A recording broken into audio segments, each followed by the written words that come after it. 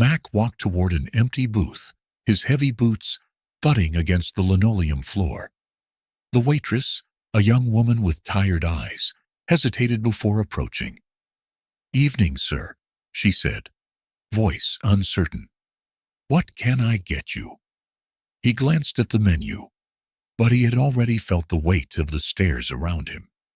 Every movement, every breath he took, was being watched, judged. "Relax," he told himself, "you're just another customer." But the town didn't see it that way. Across the room, a group of 3 men sat at the counter, laughing a little too loudly. One of them, Derek Lawson, turned his chair slightly, sizing up Mac with a smug smirk. His broad shoulders, tattooed arms, and cocky posture marked him as a man used to getting his way. "Didn't know we had a special guest tonight," Derek said, his voice dripping with mock hospitality. His 2 lackeys, Jake and Evan, chuckled beside him. Mac ignored them. "Burger, fries, and coffee," he told the waitress, handing her the menu. His voice was calm, steady. The waitress took the menu quickly, as if touching his hand would get her in trouble. Mac didn't blame her. Fear in places like this wasn't a choice. It was survival. Derek wasn't done. "You must be new in town," he continued, tilting his beer bottle toward Mac. "I like to welcome new folks personally." Mac lifted his coffee cup, but didn't respond. Silence was sometimes more powerful than words. That irritated Derek. He wasn't used to being ignored. "You a trucker?" "Nah, you don't look like no trucker," Derek said, leaning back. His gaze traveled over Mac's broad frame, stopping at the Marine Corps cap resting on the table. "Wait a second. This guy's a soldier," Jake snorted. "Probably some washed-up vet. You know how they are. Big talk, no action." Mac exhaled slowly, gripping his coffee cup. Derek stood up. His boots clacked against the floor as he approached Mac's table. The other customers lowered their heads, pretending not to notice. "See, the thing is," Derek said, placing his hand on Mac's table, "this here is our town. We don't take kindly to strangers, especially not ones who think they can just waltz in here and act like they belong." Mac's grip tightened around his cup. He had promised himself he wouldn't start trouble, but trouble had just found him. Derek smirked, taking a step closer. "How about you finish up and be on your way, before we have to show you how we do things around here?" Mac looked up, locking eyes with Derek. "Son," he said, his voice deep and unshaken, "you don't want to do this." Derek laughed. "Or what? You gonna—" Crack. The tension shattered as the diner's front door swung open, banging against the wall. A police officer stepped in, his uniform damp from the rain. Detective Ryan Collins scanned the room. His eyes landed on Derek first, then shifted to Mac. He took a slow breath, rubbing his temple like a man already exhausted by what was about to happen. "Mac Davis?" the detective asked. Mac's jaw tightened. He hadn't been in town for more than a few hours. How did the cops already know his name? Derek smirked. "See? Even the cops know when someone doesn't belong." Collins shot Derek a warning look before turning back to Mac. "I think you should come with me." Mac sighed. So much for a quiet meal. He stood up, towering over Derek, forcing the man to take a step back. For the first time, Derek's smugness flickered. Mac leaned in slightly. "Enjoy your beer, kid," he said, voice low but firm. "It might be the last time you drink, without worrying who's watching your back." Derek clenched his jaw, but he didn't respond. Mac followed Detective Collins out the door. As they stepped into the rain, Collins lowered his voice. "Listen, I don't know what you did, but these people, they don't play fair." Mac studied him, his instincts kicking in. "I didn't do anything." Collins let out a humorless chuckle. Yeah, well, he said, opening his car door. Around here? That don't matter. The rain hadn't let up by the time Mac stepped outside. It pounded against the pavement, sending ripples through the puddles gathered near the diner's curb. Masonville's streetlights flickered, casting long shadows across the deserted sidewalks. Detective Ryan Collins walked beside him, his boots splashing through the water. He didn't say much, just enough to let Mac know he was being watched. Mac exhaled slowly, rolling his shoulders as he walked toward his truck. He wasn't the kind of man to be easily rattled, but something about this town, the eyes in the windows, the whispers behind closed doors, it reminded him of something he'd seen before. Occupied territory. He reached his truck and placed his hand on the door handle. Collins stopped a few feet away, his fingers resting near the holster on his hip. You got a problem with me, detective? Mac asked, turning slightly. Collins sighed. I don't have a problem. The town does. Mac raised an eyebrow. The detective rubbed his temple, glancing back toward the diner. Inside, Derek and his boys were grinning, drinking their beers like nothing had happened, like they had already won. You don't know what you just stepped into, Collins muttered. I've been in Masonville long enough to know that people like you, people who don't take orders, don't last here. Mac studied him for a moment. Collins wasn't a bad cop. He just seemed like a man who had learned to survive. He probably didn't like Derek or his gang, but he had learned not to stand in their way. Appreciate the warning, Mac said, but I'm not going anywhere. Collins chuckled dryly. That's what they all say. Then, without another word, he turned and walked away. Derek watched through the diner's window as Collins walked off into the rain. His fingers drummed against his beer bottle, his expression unreadable. That guy's got balls, Jake muttered, shaking his head. Derek exhaled through his nose. He wasn't angry, not yet. What Mac had done in the diner wasn't defiance. It was something worse. It was pity. That look Mac had given him before leaving? That was a man looking down at a cockroach. A man who wasn't afraid. Derek had spent years making sure people feared him. He cracked his knuckles. We'll see how tough he really is, he said, standing up. Evan, who had been silent the entire time, finally spoke. Come on, man. He didn't even start anything. Derek turned, eyes narrowing. You got something to say, Evan? Evan looked away, shaking his head. Nah. Derek smirked, then tossed a few bills on the table. Let's go, he said. Mac was halfway home when he noticed the headlights in his rearview mirror. A dark pickup truck, trailing just far enough behind to look casual, but not far enough to fool him. He sighed. All right, he muttered, now flexing his fingers against the steering wheel. They followed him for 3 miles, staying just out of reach. Then, at the next intersection, another set of headlights flashed in the distance. A second truck. Mac's jaw tightened. They're trying to box me in. He rolled his neck, feeling the familiar tension building in his muscles. It had been years since he'd been in a real fight, since he'd felt that deep, old instinct start to surface.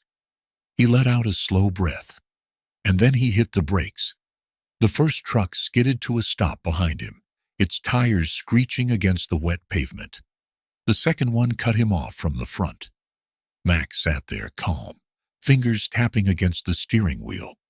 Then, the doors opened. Derek stepped out first, followed by Jake and 2 other men Mac hadn't seen before. Evan was there too, hesitant, standing just behind them. Mac sighed. They really don't learn, huh? Derek grinned, wiping the rain from his face. I figured you might want some company on your way home. Mac didn't respond.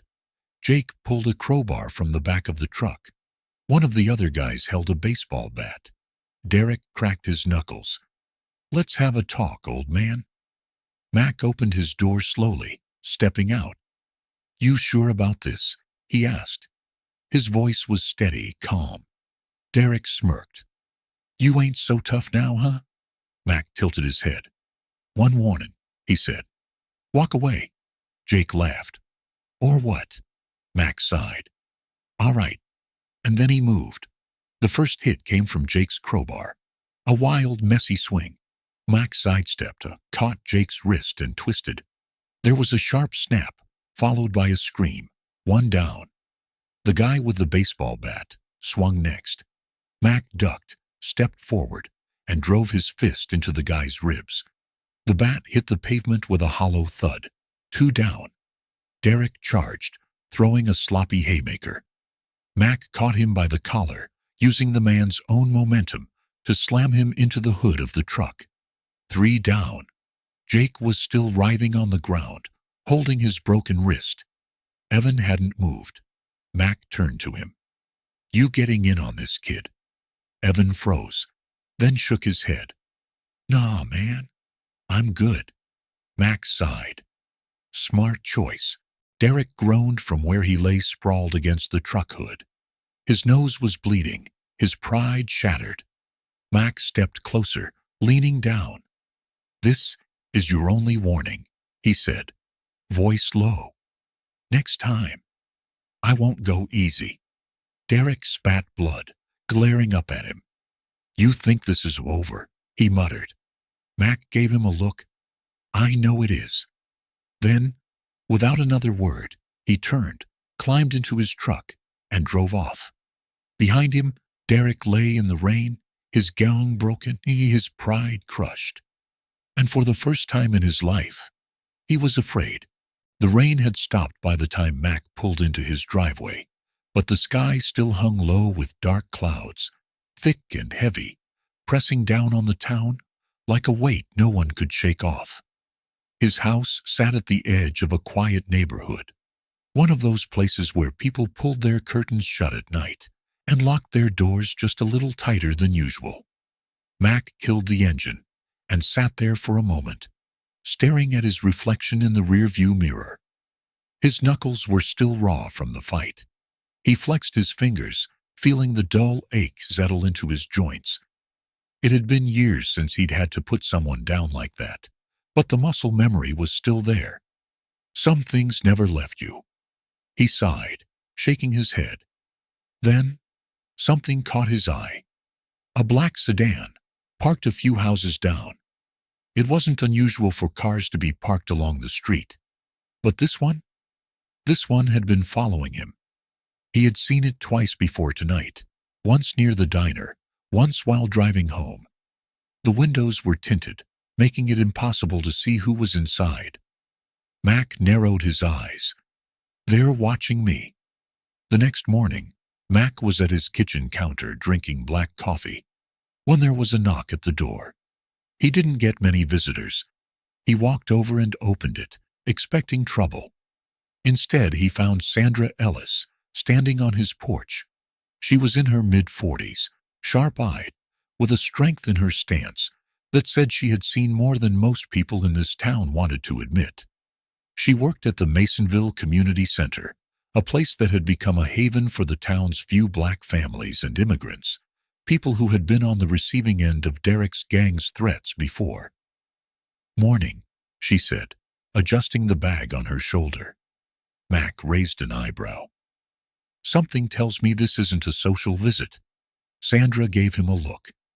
You really don't know what kind of mess you walked into, do you? Mac leaned against the doorframe, crossing his arms. Let me guess. Derek and his boys have been pulling this stunt for years? Sandra nodded, her face tightening. Not just them. Their families, their fathers, their uncles. This town doesn't run on laws, Mac. It runs on fear. And people like you, the ones who fight back, they don't last here. Mac exhaled slowly, looking out toward the street. The black sedan was gone. I can handle myself, he said. Sandra didn't look convinced. I'm sure you can. But handling yourself won't change what's been happening here. Derek's gang isn't just a bunch of dumb kids with too much beer in their system. They're protected. Mac glanced at her. By who? Sandra's jaw tightened. By people like Robert Lawson, Derek's father. He's got deep pockets and deeper connections. He keeps the police in line, keeps his son out of jail, and keeps people like us in check. Mac nodded, rubbing his jaw. And you're telling me this because you're the first person in a long time who didn't back down, Sandra said. And that means you're either very stupid or exactly what this town needs. Mac smirked. Maybe a little of both. Sandra shook her head. I came to warn you. You embarrassed Derek last night. That means he won't stop until he gets his revenge. Mac sighed. Let him come. Sandra didn't smile. I hope you're ready for what's coming. Then she turned and walked back to her car, leaving Mac standing there, coffee still in hand, the weight of her words settling in. That afternoon, Mac was working in his garage when he heard another set of tires crunch on the gravel driveway. He wiped his hands on a rag and turned, already knowing who it was before he even saw the car. Detective Ryan Collins stepped out of his cruiser, adjusting his belt. You just can't stay out of trouble, can you? Collins said. Mac smirked. Wasn't looking for it. Trouble found me. Collins exhaled through his nose, stepping closer. There was an incident last night, he said, pretending to check his notepad. A few boys got roughed up. Derek Lawson, Jake Tanner, some other kids. You wouldn't happen to know anything about that, would you? Mac leaned against the workbench, crossing his arms. Sounds like a shame. Maybe they picked the wrong fight. Collins stared at him for a long moment. Then he lowered his voice. You don't want to do this, he muttered. Mac's expression didn't change. Do what? Collins glanced around, making sure no one was watching. Push back. You think you're going to clean up this town? You think one guy is going to change the way things work around here? Mac studied him. Collins didn't sound angry. He sounded tired, like a man who had given up a long time ago. Mac exhaled slowly. Maybe not, but I'm not going to roll over either. Collins looked at him for a long moment, then shook his head. You really don't know when to walk away, do you? Mac smirked. Not my style. Collins sighed and tucked his notepad back into his pocket.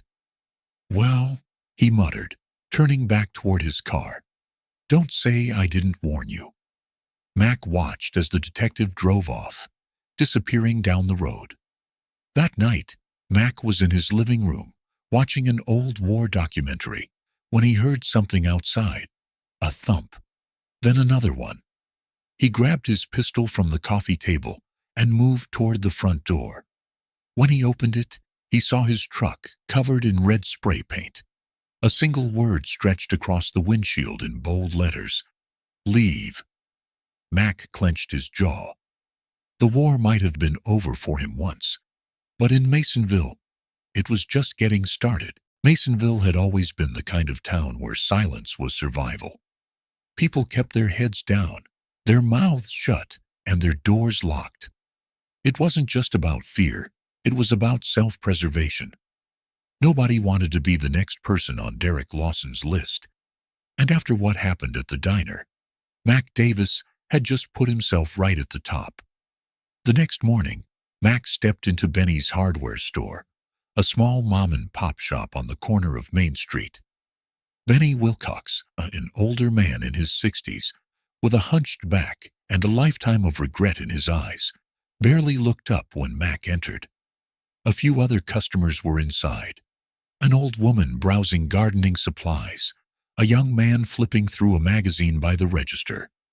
But the second they saw Mac, they all did the same thing. They looked away, like making eye contact might get them into trouble. Mac sighed and grabbed a few things, a heavy-duty lock, some reinforced door hinges, and a security camera system.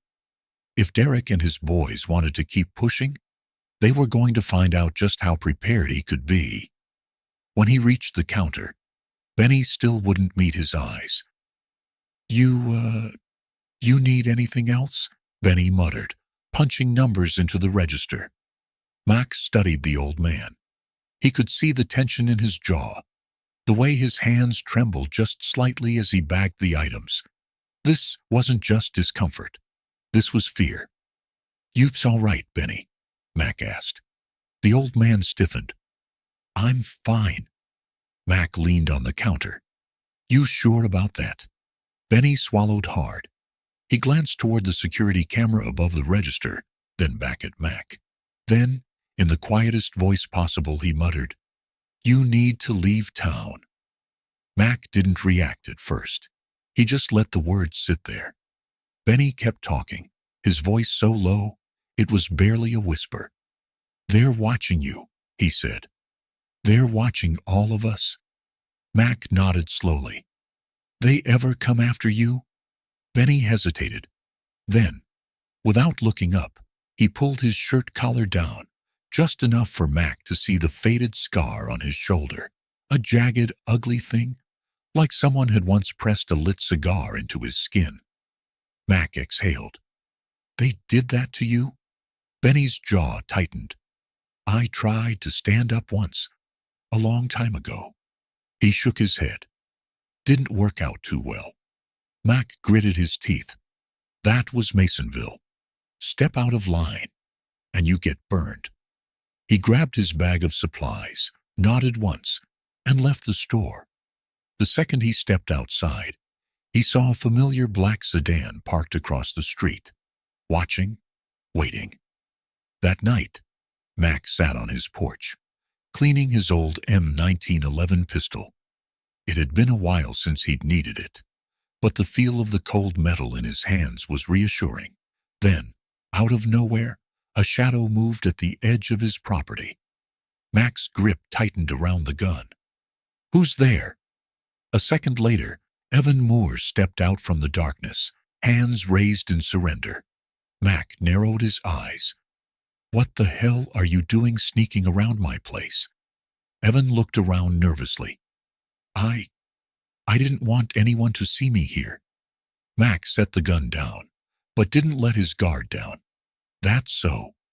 Evan nodded, his leg bouncing with nervous energy. "I need to talk to you," he said. "But if they find out I was here, I'm dead." Mac exhaled.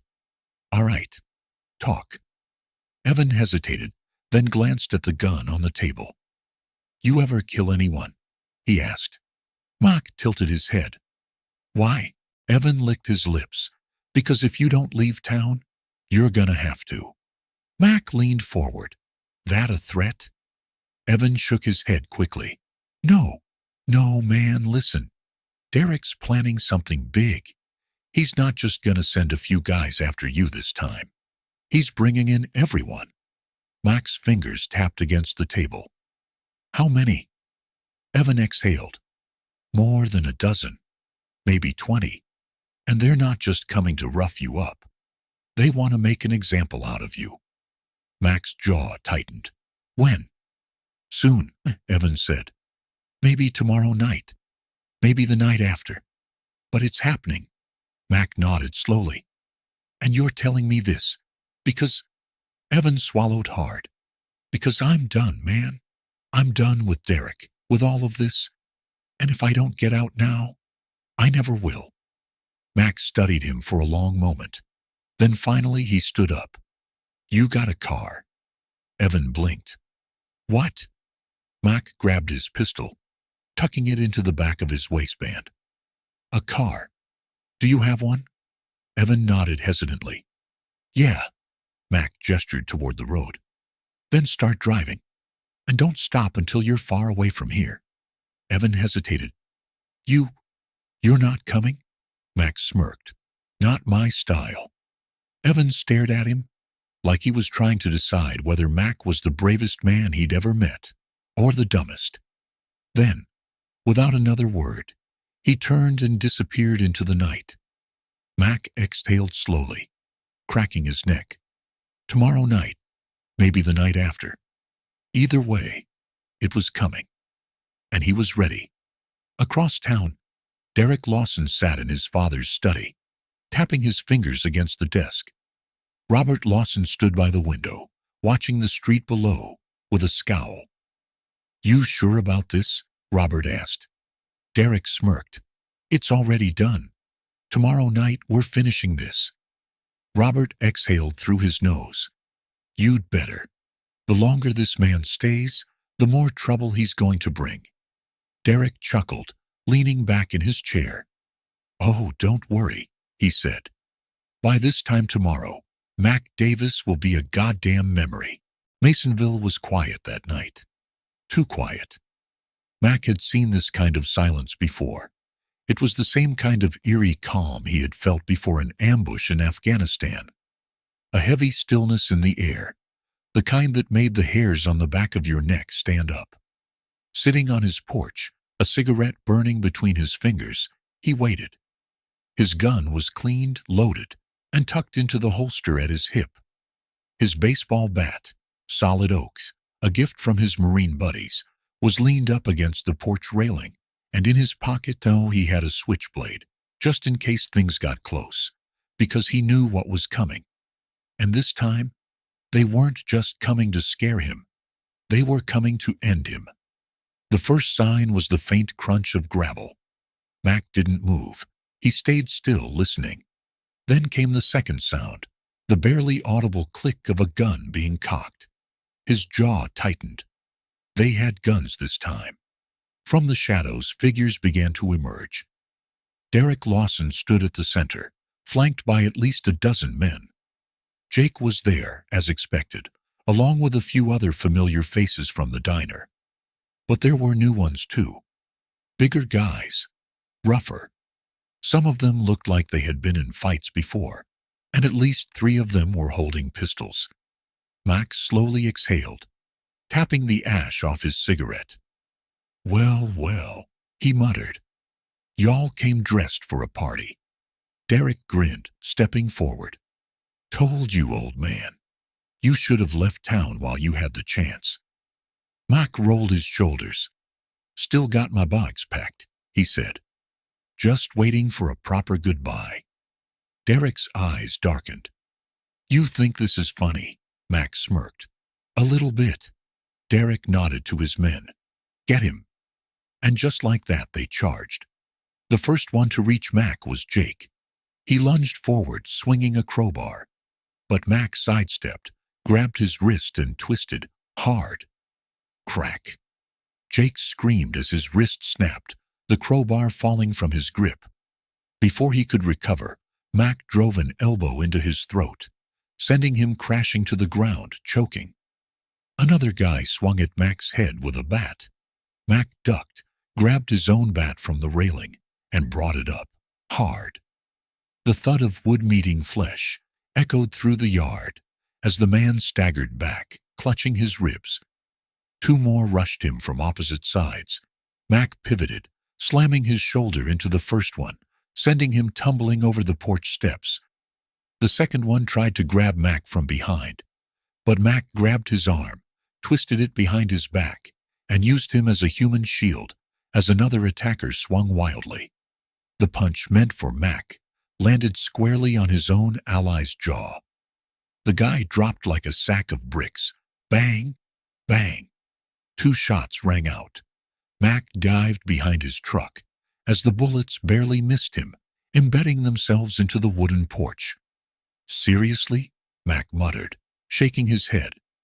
"We're doing guns now." From his cover he counted 3 shooters, 2 near the street, 1 by the fence. Mac peeked out, took aim, and fired. Bang! One of the shooters yelped, dropping his gun, as Mac's bullet clipped his shoulder. The second shooter hesitated just long enough for Mac to close the distance. He grabbed the guy's gun hand, twisted it upwards, and sent an uppercut to his chin. The man dropped like a stone. Only 1 shooter left. Derek. And he was pissed. Derek pulled a knife, holding it out in front of him. "You think you're some kind of hero?" he spat. "You think you can come into my town and change things?" Mac wiped a trickle of blood from his lip. "Your town?" he laughed. "You really believe that, huh?" Derek lunged. Mac sidestepped the first swing, then the second. Then, before Derek could recover, Mac grabbed his wrist, twisted, and sent the knife flying into the dirt. Derek swung his fist. Mac caught it in midair. Derek's eyes widened. Mac smirked. "Now, we're done." And then he drove his fist into Derek's gut. Once, twice, 3 times, until Derek collapsed, gasping for air. The fight was over. Mac turned to the rest of the gang. Some were on the ground, groaning. Some were already running. Either way, it was clear. The war for Masonville had just begun. As the dust settled, sirens echoed in the distance. Mac sat down on his porch steps, catching his breath. He had won the battle. But Derek wasn't the real enemy. The real enemy was the man pulling the strings behind him, Robert Lawson. And something told Mac. The worst was yet to come. The sun rose over Masonville. But for the first time, it didn't feel like a new day. Mac woke up with a sharp pain in his ribs. The fight from the night before had taken its toll. He moved slowly, wincing now as he splashed cold water on his face. He had a cut above his eyebrow, a few deep bruises, and a swollen knuckle from where he'd decked Derek. He didn't regret a single hit, but he knew that the fight wasn't over. Derek might have been humiliated, but the real battle was against his father, Robert Lawson, the man who controlled the town from behind the scenes.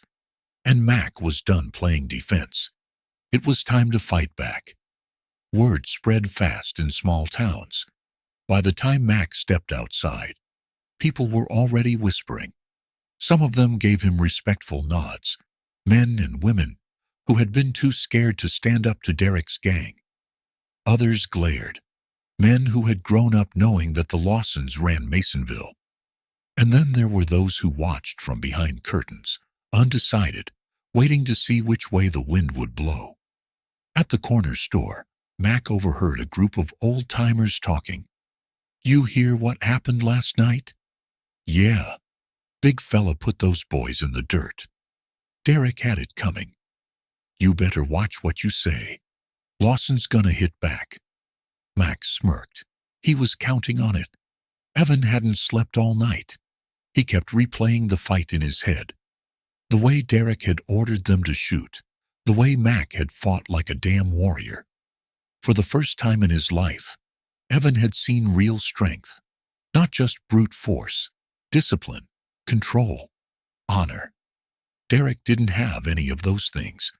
Mac did. And Evan knew deep down that he had been fighting for the wrong side. So that morning, he made a decision. He walked to Mac's house and knocked on the door. Mac opened it, eyeing him warily. Evan took a deep breath. "I'm done with them," he said. "With who?" Mac asked, though he already knew the answer. "Derek. The gang. All of it." "And why should I believe you?" "Because I can help you." Evan revealed the truth. He told Mac where the gang stashed their stolen weapons. He told him about Robert Lawson's bribes to the local police. And most importantly, he told him about the next attack Derek was planning. "They're not done with you," Evan said. "They're gonna make an example out of you." Mac nodded. "Let them try." Sandra wasn't surprised when Mac showed up at the community center with a new plan. She had been expecting it. "You ready to fight back?" she asked. Mac nodded. "But we're not just fighting Derek. It's bigger than that." Sandra sighed. "Yeah, it always is." They gathered a small group of townsfolk, people who had been harassed, threatened, and hurt by Derek's gang over the years. Some were black families who had been pushed out of businesses. Some were Hispanic workers who had been threatened by the police. And some were white folks who were just tired of the Lawsons running everything. Mac stood in front of them and said, "We're done being scared. We're done letting these punks run this town. They want a fight? Then let's give them one." With Evan's inside information, Mac and Sandra organized their first strike. They exposed the gang's illegal activities to the local newspaper. They reported hidden weapons caches to the state police. And most importantly, they gathered evidence against Robert Lawson. It was a small victory, but it was the first step. For the first time in years, people in Masonville were fighting back. But Derek wasn't going to take it lying down. That night, Mac's truck was vandalized, windows smashed, tires slashed, the words "Get Out" spray painted across the side. Then, someone threw a brick through the window of the community center. And finally, Sandra got a warning. A message slipped under her door. "You're next." Mac wasn't surprised, but he was done playing defense. The next morning, Mac and Sandra confronted Detective Ryan Collins, one of the few cops in town, who wasn't on Robert Lawson's payroll. "You want justice?" Mac asked. Collins hesitated. "I want to keep my job." "Then do your job," Sandra snapped. "Or are you just another one of Lawson's puppets?" Collins looked at them for a long moment. Then, finally, he sighed. "Fine," he said. "What do you need?" It was a turning point. For the first time, Mac had a cop on his side. And with Collins' help, they had a plan. Expose the dirty cops in Masonville. Cut off Derek's supply of weapons. Hit Robert Lawson where it hurts, his money and his power. That night, as Mac sat on his porch, a black SUV pulled up across the street. The tinted window rolled down. Inside, Robert Lawson stared at him. For a long time, neither man said a word. Then, Lawson smiled coldly. "I should have killed you the first time you set foot in my town," he said. Mac smirked. "You should have tried." Lawson's smile disappeared. Then, without another word, the SUV pulled away. Mac exhaled. He had won a battle. But the war was just getting started. The night after Robert Lawson's silent threat, the town of Masonville held its breath. Everyone knew something was coming. Mac had lived through enough battles to recognize the quiet before the storm. He sat on his porch, sipping black coffee, his gun within arm's reach. His Marine instincts told him that Derek and his gang weren't just going to let things slide. They were going to hit back. And this time, it wouldn't just be graffiti on his truck or bricks through a window. This time, they were going to make it hurt. At exactly 2:14 a.m., a scream echoed through the neighborhood. Mac's eyes snapped open. The air smelled wrong, burning. He grabbed his gun, ran outside, and saw the flames. A local black-owned grocery store was on fire, the orange glow lighting up the sky. People were screaming, running with buckets of water. But the fire was too big. Someone had set it intentionally, and Mac already knew who it was. By the time the fire department arrived, it was too late. The store, a symbol of resilience for Masonville's black community, was nothing but ashes. Sandra stood among the crowd, tears in her eyes. "Those bastards," she whispered. This wasn't just a warning. This was a message. Mac clenched his fists. He could feel the anger rising. A small business that had been standing for 30 years, gone. A family's livelihood, gone. And yet the police, they didn't arrest anyone. Detective Collins arrived, but he already looked defeated. "The chief's calling this an unfortunate accident," he muttered. Mac stared him down. "That's bullshit and you know it." Collins looked away. "My hands are tied, Mac." Mac's jaw tightened. He had fought in wars overseas, but now he realized the real fight was right here, in Masonville. Mac wasn't the only one who knew who was behind the fire.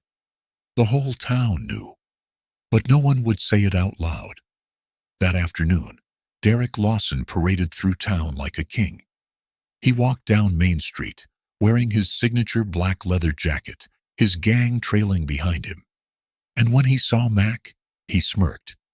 "You like my work," Derek said, laughing as he walked past Mac outside the diner. Mac's fist tightened. Sandra grabbed his arm. "Not here. Not now." Derek kept walking, still grinning. Mac had never wanted to break someone's face more in his life. That night, Evan showed up at Mac's doorstep. His hands were shaking. "They're planning something worse," Evan whispered. Mac pulled him inside. "Talk." Evan took a deep breath. "They know I flipped," he said. "Derek knows." Mac's stomach dropped. If Derek knew Evan had betrayed him, his life was in danger. "What do they have planned?" Mac asked. Evan hesitated. "They're coming for you next." Mac nodded. "Let them try." Evan shook his head. "You don't understand. It's not just fists this time. It's guns." 2 nights later, it happened. Mac was walking home from the community center when he heard it. The sound of footsteps behind him. He turned just in time to see a shadow move. And then, bang! A gunshot ripped through the night. Mac hit the ground, rolling behind a parked car, as another shot whizzed past his head. "Come on out, Marine," Derek's voice. Mac peered around the car, saw them. Derek and 3 of his men, all armed. A streetlight flickered above them, casting long should Mac's heart pounded. He was unarmed, outnumbered, but not out of options. Mac wasn't just a fighter. He was a tactician. While Derek's men moved in, Mac reached for his belt, grabbing his pocket knife. He had one chance. He waited. Then, when one of them stepped too close, Mac struck. A flash of steel. A scream. One of Derek's men dropped his gun, clutching his arm. Mac grabbed the weapon. Another shot rang out. Mac dived behind a trash can, returning fire. He wasn't going down easy. The shootout didn't last long. Red and blue lights flooded the street. Derek and his men took off running, leaving Mac standing alone. When the police arrived, Mac raised his hands. "This was self-defense," he said. But the cops weren't listening. "Ours." The chief stepped forward. "Mac Davis, you're under arrest." Mac froze. "Are you serious?" "Drop the weapon," the chief barked. Mac gritted his teeth. He had just survived an assassination attempt, and now he was the one in cuffs. The news spread fast. Mac had been arrested, and Derek was walking free. Sandra was furious. "This is some Klan-era bullshit," she snapped. She immediately called Eric Martin, the journalist. "You want a story?" she said. "Because I've got a damn good one." Meanwhile, Evan made his choice. He walked into the police station and demanded to speak to Detective Collins. "I have evidence," Evan said, "and I'm ready to testify." Collins knew the truth. He knew that Mac had been set up. And for the first time, he was done playing along. He walked into the police chief's office and slammed his badge on the table. "This isn't justice," he said. "This is a cover-up." The chief stared at him. "Careful, Collins," he said. "You don't want to make enemies." Collins narrowed his eyes. "I already have." He picked up his badge and walked out. The cold metal of the handcuffs dug into Mac's wrists. He sat in the small, dimly lit holding cell, his mind replaying every moment of the past 48 hours. The fire, the ambush, the gunshots. Now here he was, the one in jail. Not Derek, not his gang, him. News of Mac's arrest spread like wildfire. Some people in Masonville pretended not to care. Some smirked, believing he had gotten what he deserved. But for the black community, for people who had suffered under Derek's reign, it was the final straw. Sandra stood outside the police station, her hands clenched into fists. She looked around. She wasn't alone. Dozens of people had gathered, neighbors, business owners, community members. "Free Mac!" someone shouted. "This is injustice," another voice rang out. Sandra turned to see Eric Martin, the journalist, notebook in hand. "This is a big story," he said. "The kind that could shake Masonville to its core." Sandra nodded. That was exactly what she wanted. Detective Ryan Collins sat in his car, staring at the police station. His badge felt heavier than usual. He had been a cop for 15 years. He knew the system wasn't perfect. But this was outright corruption. Collins took a deep breath and grabbed his phone. He dialed. Ring, ring. "Collins?" It was the DOI's office. "We need to talk," Collins said. "This Mac Davis case, it's dirty." A pause. Then, "Come in. But be careful." Mac heard footsteps. A guard approached. "You got a visitor," the man grunted. Mac stood, expecting to see Sandra or Evan. But when the door opened, it was Robert Lawson. Mac's muscles tensed. The old man stepped inside, his expensive suit crisp, his hands folded behind his back. He smiled, but there was no warmth in it. "Marine," Robert said. "I hear you're in a bit of trouble." Mac said nothing. Robert sat down across from him, sighing. "You're a smart man, Davis. So let's not waste time." He leaned forward. "I can make this go away." Mac narrowed his eyes. "And what do you want in return?" Robert smirked. "Disappear. Leave Masonville. Forget Derek. Forget everything. Do that, and you walk out of here today." Mac stared him down. Then he laughed. Robert's eyes flickered with annoyance. "You think this is funny?" he snapped. Mac shook his head. I think it's pathetic." Robert's jaw clenched. "You don't understand who you're up against," he hissed. Mac leaned forward, his voice calm. "No, old man, you don't understand who you're up against." Robert's face darkened. "This is your last warning, Davis." Mac didn't blink. "Get the hell out of my cell." Robert stood, his lips pressed into a thin line. "This town has a way of swallowing men like you," he said. Then he turned and walked out. Mac watched him go, his jaw tight. He wasn't backing down. Not now. Not ever. Across town, Evan was done running. He stood outside Eric Martin's office, sweating. His hands shook. He knew what he was about to do would change everything. But it was the right thing to do. He knocked. Eric opened the door, surprised. "Evan." "I have evidence," Evan said. "And I want to go on record." Eric's eyes widened. "Come in." Hours later, Eric published the first story. The headline, "Masonville Police, Protecting Racist Gang." While a black Marine rots in jail, the article spread like wildfire. Social media erupted. The NAACP got involved. Activists began flooding the police station with calls. The town was no longer silent. Mac Davis had become a national story. And Robert Lawson. His empire was starting to crack. Derek slammed his fist against the bar counter. "That little rat," he roared. Jake and the others sat in stunned silence. Evan had betrayed them. He had gone public. Derek grabbed his gun. "He's dead," he spat. Jake hesitated. "Derek, the cops are watching us." Derek turned, eyes burning with rage. "Then we kill him quietly." Detective Collins burst into the DO's office. "Drop the charges," he demanded. The DA looked up. "You have proof?" Collins threw a thick file on the desk. "Witness statements, evidence, Evan's confession, everything."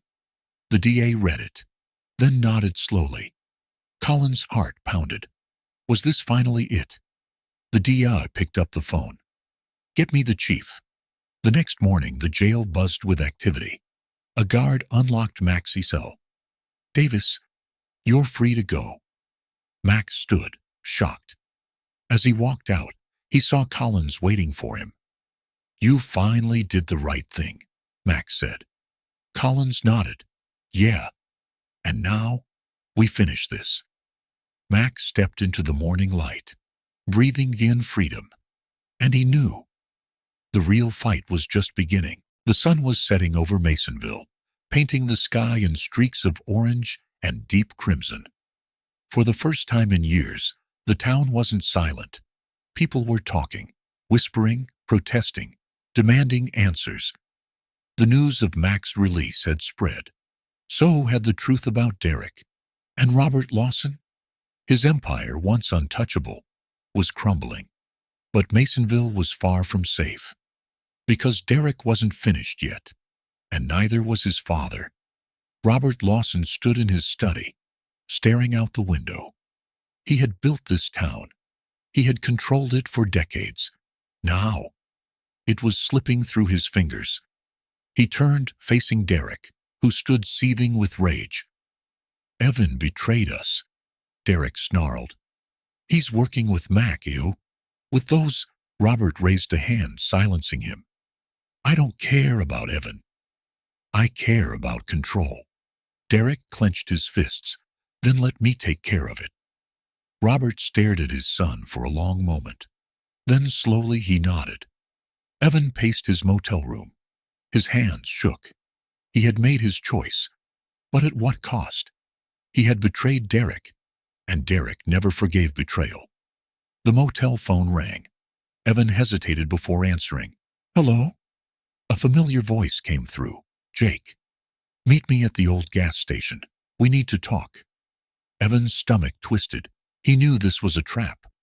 But if he didn't go, they'd come for him anyway. He grabbed his jacket. It was time to end this.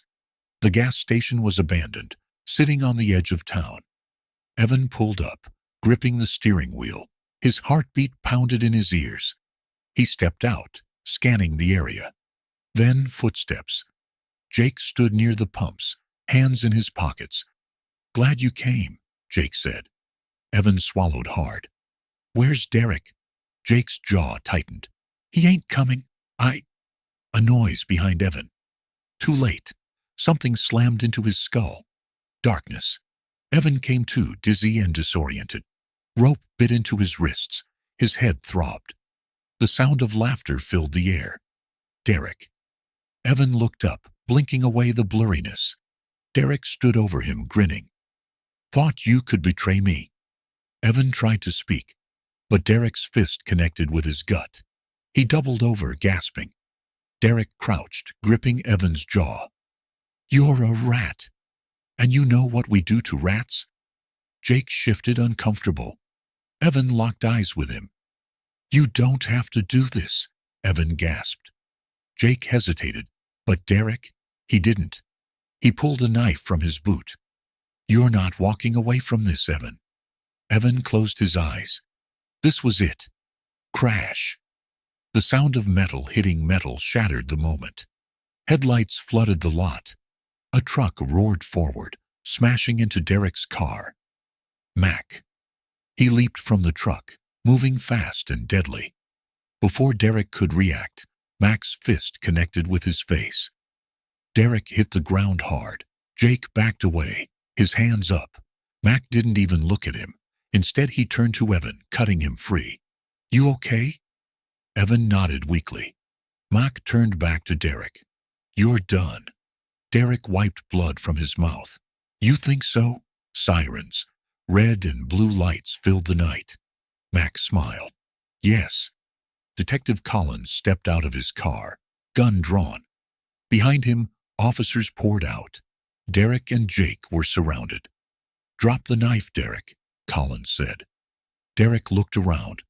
Then, he lunged at Mac. A single gunshot rang out. Derek dropped, clutching his leg. Collins lowered his weapon. "That was stupid," he muttered. Jake fell to his knees, hands behind his head. The officers moved in, securing both of them. Evan exhaled shakily. It was over. Or so he thought. Across town, Robert Lawson stood in his office, watching the news. His son, his legacy, gone. He grabbed the phone. "We still have options," a voice on the other end said. Robert closed his eyes. "No." He hung up. For the first time in decades, he was powerless.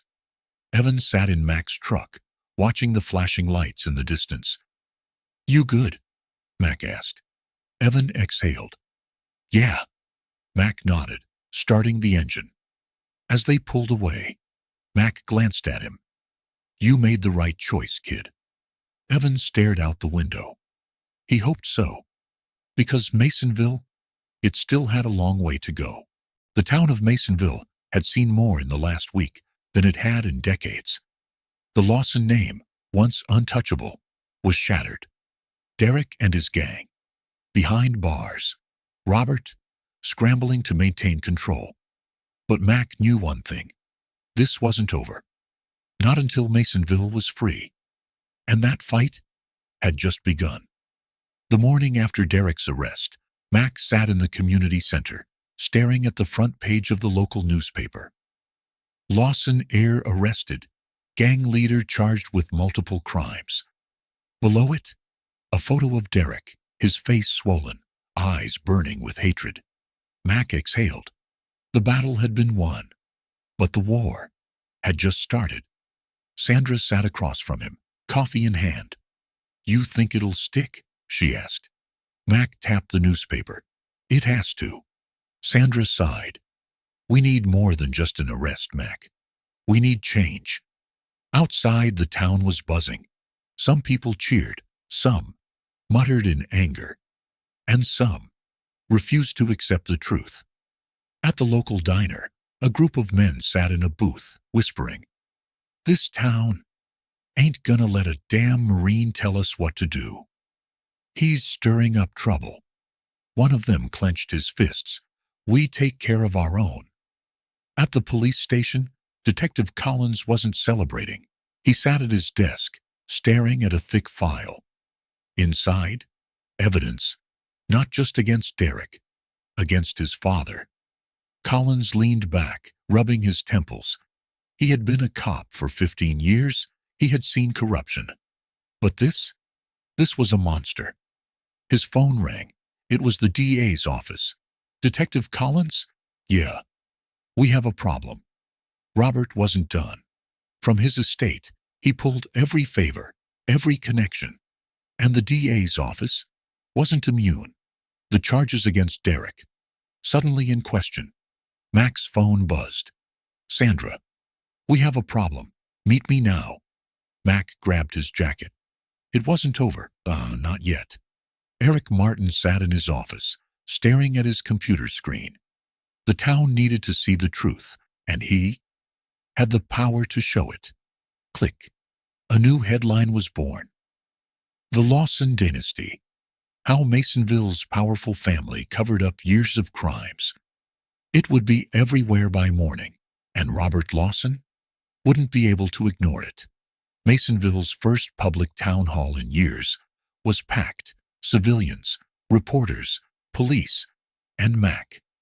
He stood at the front, facing the council. "We're done being afraid." Murmurs rippled through the crowd. Robert sat in the back, arms crossed. His power was slipping, and he knew it. Detective Collins stood up. He looked directly at the council and said 5 words that changed everything. "I have evidence of corruption." The room exploded. The mayor's face went pale. Robert stood up, furious. "This is a damn witch hunt." Collins didn't flinch. The people deserved to know. Back at the Lawson estate, Robert paced. Derek was behind bars. His empire was cracking, so he did the one thing left. He made a call. And that call would change everything. Sandra's car was vandalized. A fire broke out at the community center, and Mac was ambushed. 3 men jumped him in an alley. Fists, boots, knives. But Mac was still a Marine. He fought back. And when the police arrived, the attackers were on the ground. And Mac was still standing. The people of Masonville had a choice: stand up or stay silent. And for the first time in decades, they chose to fight back. Hundreds marched to City Hall, chanting, demanding.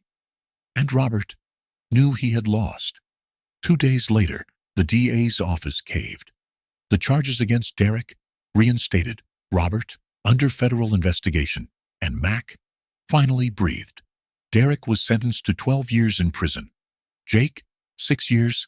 Robert, awaiting trial. And Masonville was free. Mac sat at the diner, the same one where it all began. Sandra slid into the seat across from him. You did it. Mac took a sip of coffee. We did it. The town was different now. Better. And as Mac looked out the window, he knew Masonville's fight would never be over. But this battle had been won. The town of Masonville was holding its breath. The battle had been fought, but the war was about to reach its climax. Derek Lawson and his gang, caught, charged, locked away. But the real monster was still lurking in the shadows. Robert Lawson, the puppet master, had played his last card, and now it was time to bring him down. Mac stood in the basement of the community center, surrounded by people who once feared speaking up. Sandra, Detective Collins, Evan, and Eric Martin, the journalist who had made the world listen. On the table in front of them, a map, marked with red ink, each spot linked to the Lawson family's dirty secrets: illegal operations, bribes, drug trafficking, weapons smuggling, and the biggest, a warehouse on the outskirts of town.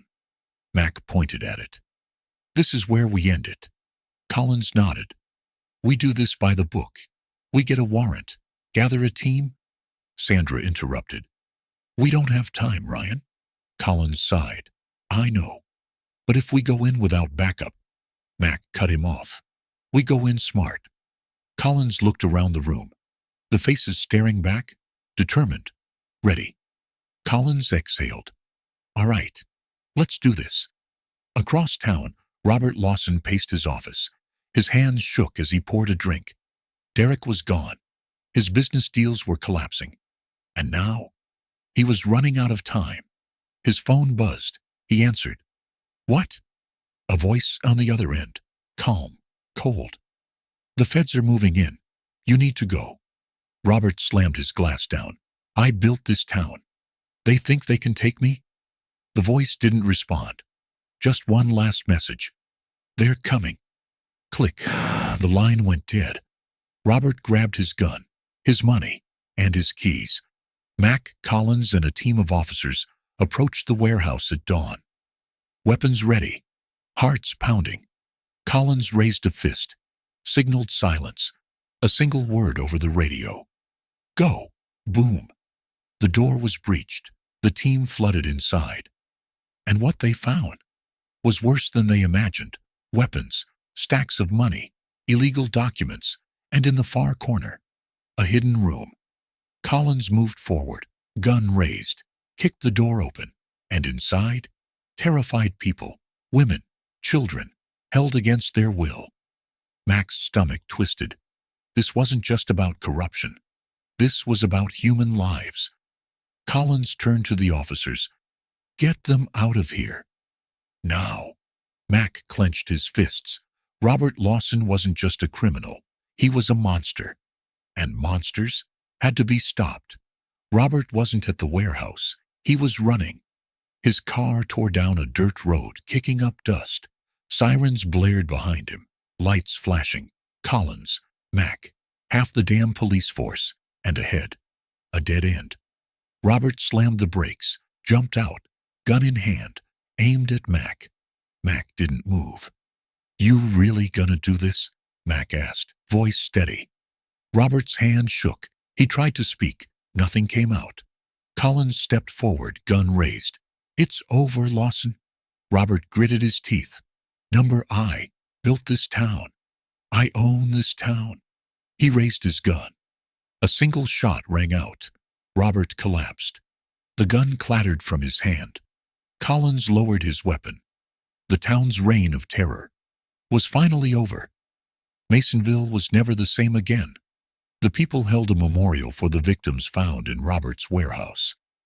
Evan testified against the Lawson family. Sandra became a leader for change. And Mac, he stayed, because Masonville was his town now.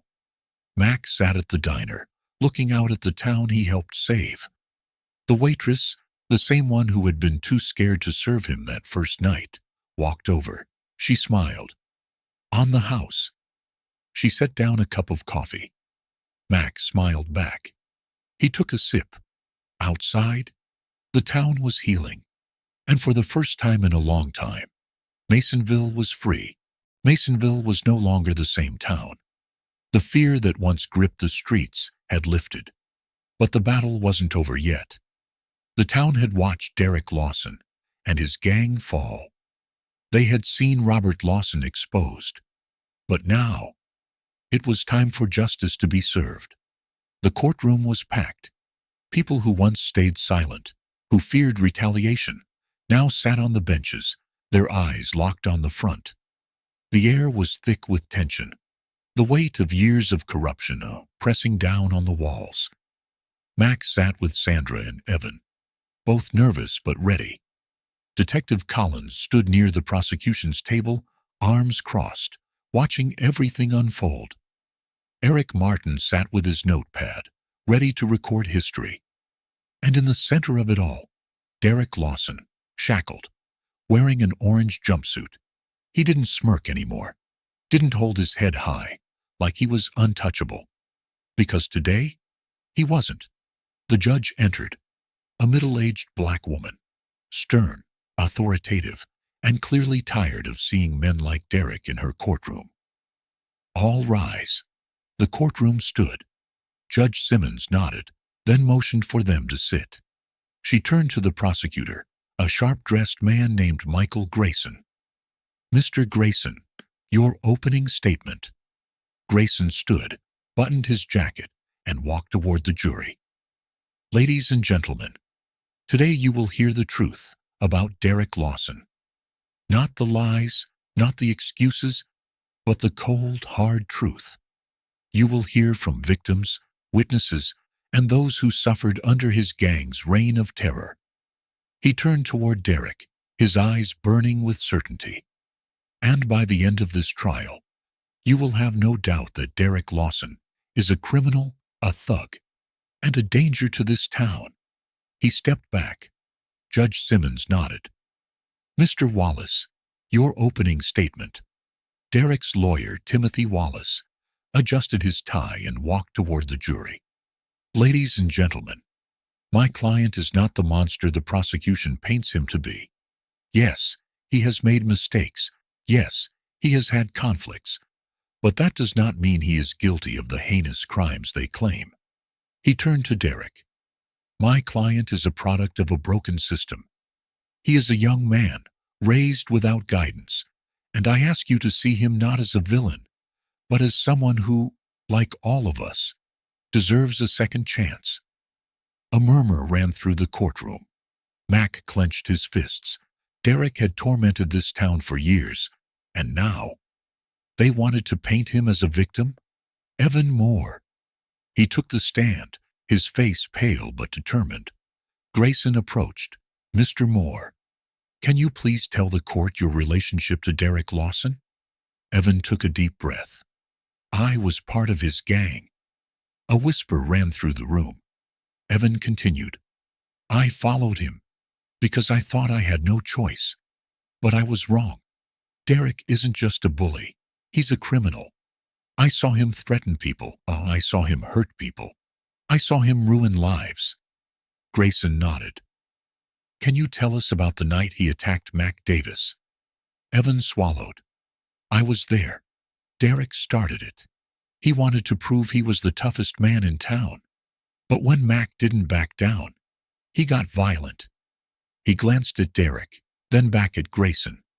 But Mac wasn't like the others. He fought back. And when he did, Derek lost control. He was going to kill him. A gasp rippled through the crowd. Grayson turned to the judge. No further questions. Wallace stood. Mr. Moore, how long were you part of Derek's group? 4 years. And in those 4 years, did you ever commit a crime? Evan hesitated. Yes. Wallace nodded. So, are we to believe that, after 4 years of being involved in crime, you suddenly had a change of heart? Evan gritted his teeth. I realized what we were doing was wrong. Wallace smirked. No further questions. Evan stepped down, his hands shaking. Mac gave him a nod of reassurance. One by one, the victims came forward. A store owner who had been extorted, a mother whose son was attacked, a former town council member who had been silenced.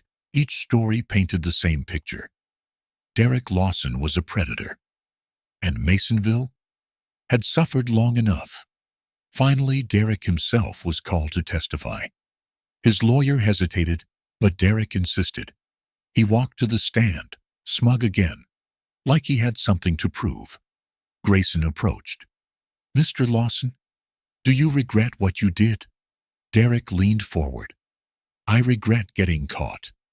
The courtroom erupted. Judge Simmons banged her gavel. Order. Grayson smirked. So, you admit you committed these crimes? Derek leaned back, crossed his arms. Everyone in this town knew how things worked. You play by the rules, you stay safe. Grayson's voice hardened. And by rules, you mean fear, violence, corruption? Derek shrugged. Call it what you want. Grayson turned to the jury. No further questions. The jury deliberated for 3 hours. Then, they returned. Judge Simmons looked at Derek. Will the defendant please rise? Derek stood, his face pale now. The judge looked at the foreman. Has the jury reached a verdict? The foreman nodded. We have, Your Honor. What is your decision? The foreman took a deep breath. On the charges of assault, extortion, conspiracy, and attempted murder, we find the defendant guilty. The courtroom erupted. Sandra hugged Mac. Evan broke down in relief, and Derek. His smirk was gone. Judge Simmons banged the gavel. Mr. Lawson, you have been found guilty on multiple counts. This court sentences you to 12 years in federal prison. Mac exhaled. It was over. Justice had been served. Outside the courthouse, the town celebrated. For the first time in years, Masonville felt free. Mac, Sandra, and Evan stood together, watching as the sun set. Evan turned to Mac. What now? Mac smiled. Now, we rebuild. Sandra nodded. Together. And for the first time in a long time, Masonville's future looked bright. The town of Masonville was different now. The shadow that Derek Lawson and his gang had cast over the community for years had finally lifted. For the first time in a long time, people could breathe easier. But justice? It was only the beginning. Now, Masonville had to heal. And healing wouldn't happen overnight. Mac Davis had never seen himself as a leader. He was a fighter, a protector, a man who did what needed to be done. But in the weeks following the trial, something changed. People began to look to him, not just as the man who stood up to Derek, but as the man who could change things. One evening, Mac was sitting at the community center, flipping through an old Marine Corps photo album, when Sandra Ellis walked in. She placed a stack of petitions in front of him. What's this? Mac asked. Sandra folded her arms. The people of Masonville want you to take over the community center. Mac frowned. I'm not a politician, Sandra, she smirked. No, you're not. That's why people trust you. He exhaled. The idea of running a community center was never in his plans. But when he looked at the names on those petitions, people who once lived in fear, but now were asking for his leadership, he knew he couldn't turn away. The first few weeks were rocky. Not everyone was on board with change. Some of the old guard, the business owners who had thrived under Robert Lawson's influence, weren't happy about Masonville's new direction. At a town hall meeting, Mac sat on the stage next to Sandra, Evan, and Detective Collins. The townspeople filled the small auditorium, some hopeful, some skeptical. A man in the back, one of Robert Lawson's former allies, stood up. "This town's been fine the way it is. We don't need outsiders telling us how to live." Mac stood. "I'm no outsider. I live here just like you. And from what I've seen, this town has not been fine." A few people murmured in agreement. Mac continued. "This community has been run by fear for years. People too scared to speak up, too scared to fight back.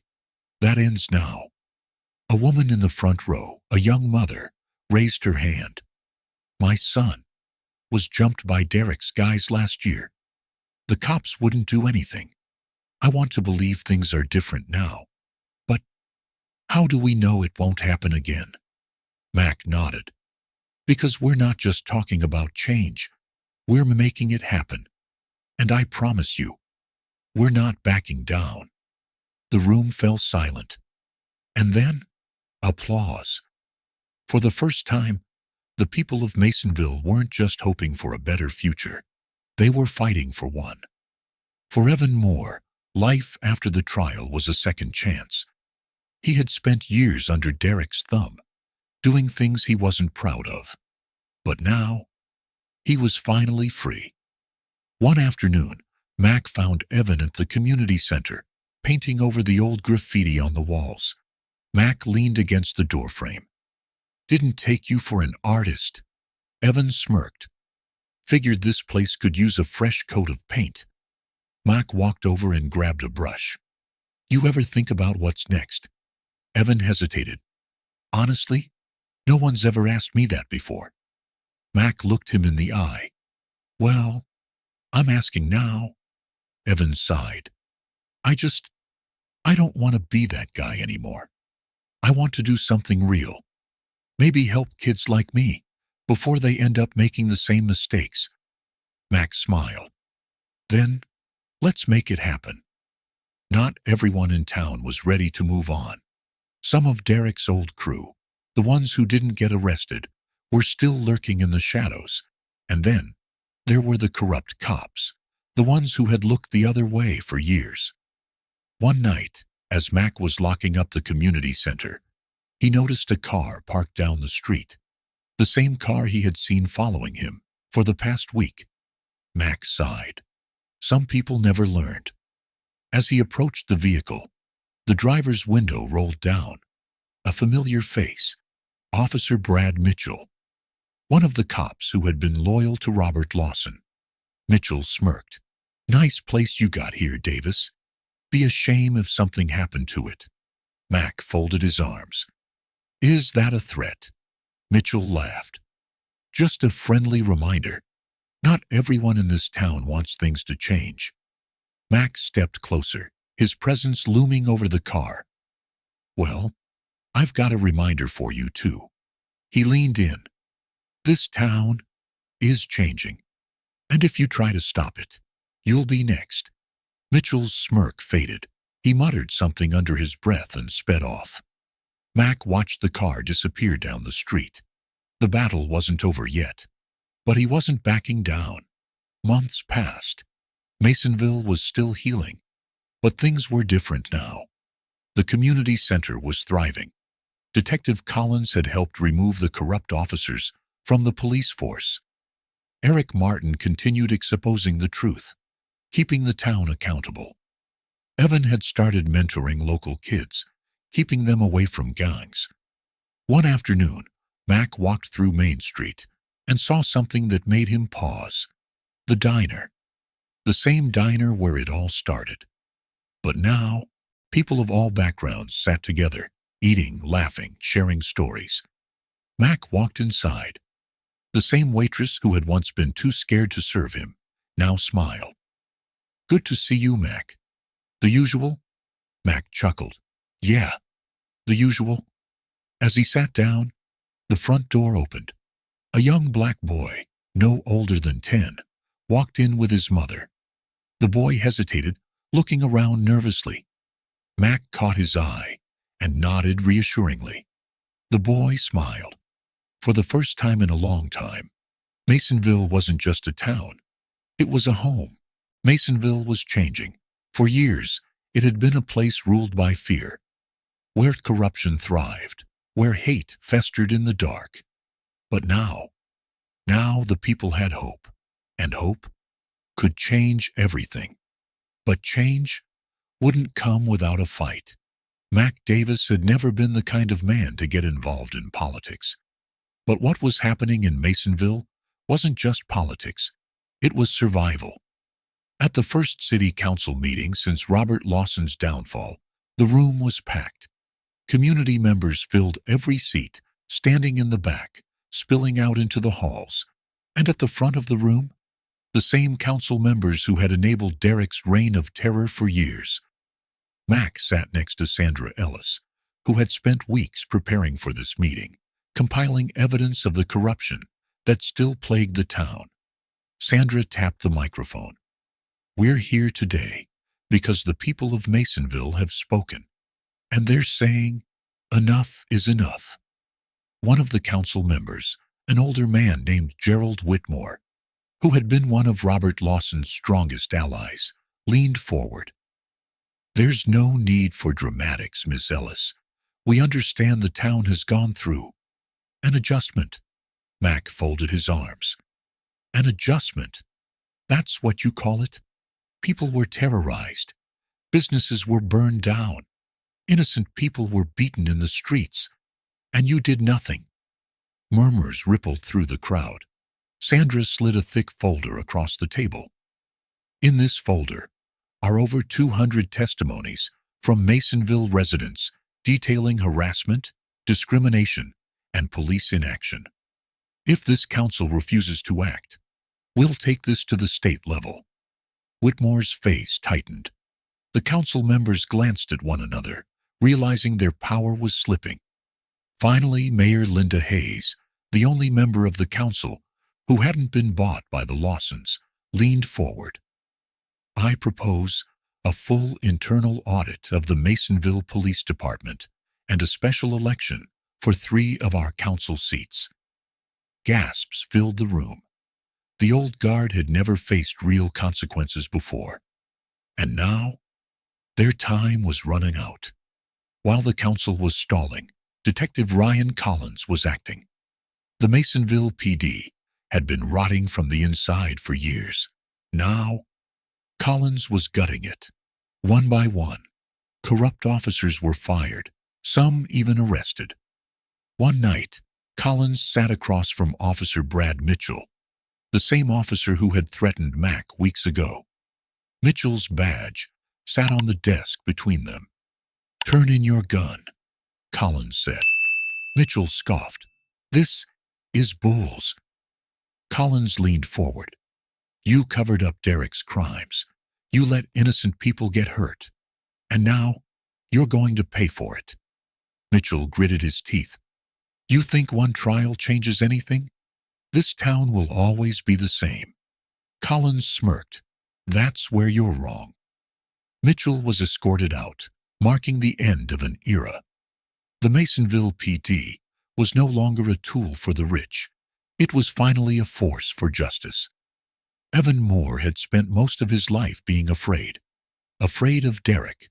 Afraid of being nothing. Afraid of change. But now he was finally ready.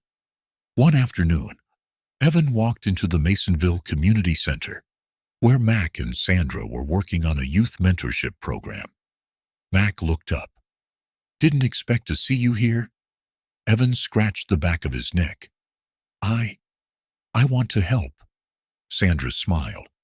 "We could use someone like you." Mac nodded. "You sure about this?" Evan exhaled. "For the first time? Yeah, I am."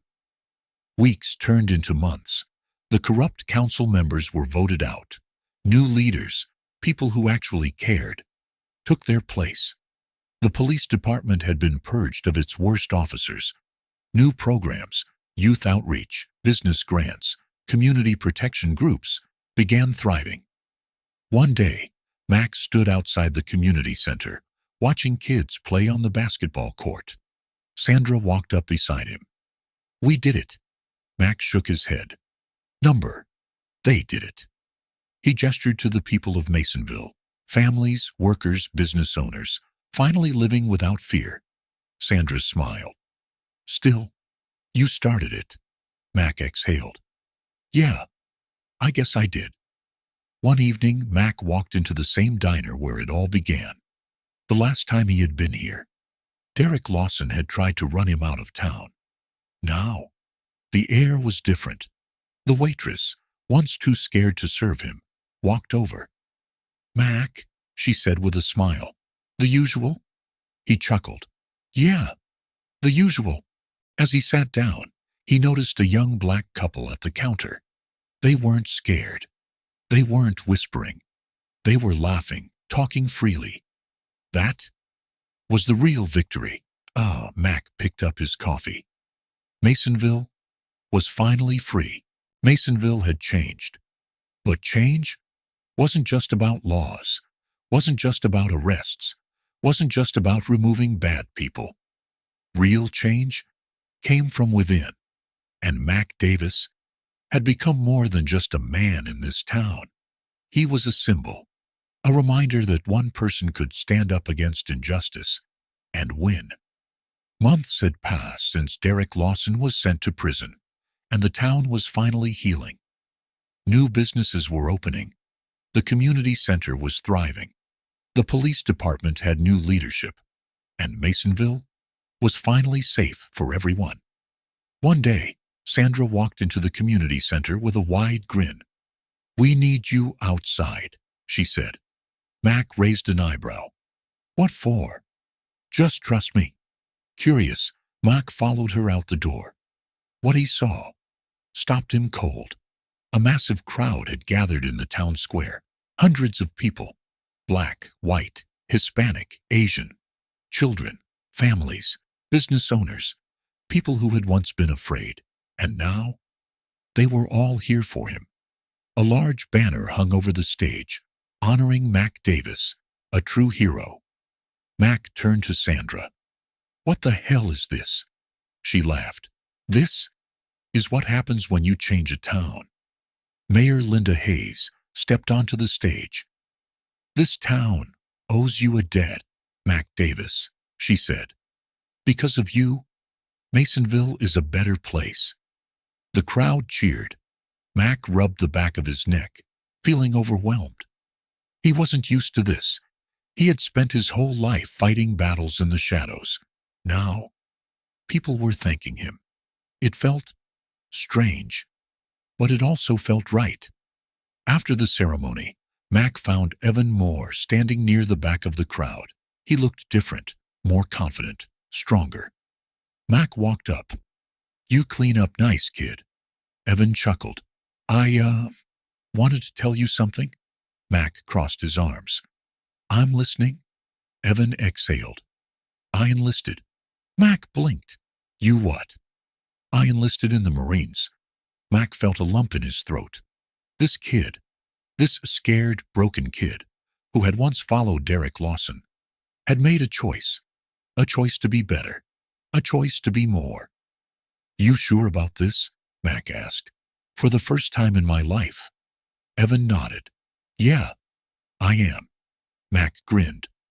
"Then you're going to do just fine, Marine." Evan smiled back. For the first time in a long time, he wasn't afraid of the future. That night, Mac sat on the steps of the Masonville Community Center, staring at the stars. Sandra walked up, holding 2 beers. She handed him one. "You thinking about leaving?" she asked. Mac exhaled. "I don't know," he admitted. "For a long time, I thought this was just a stop. But now," Sandra smiled, "you finally found a home." Mac nodded. "Yeah, I think I did." They clinked bottles.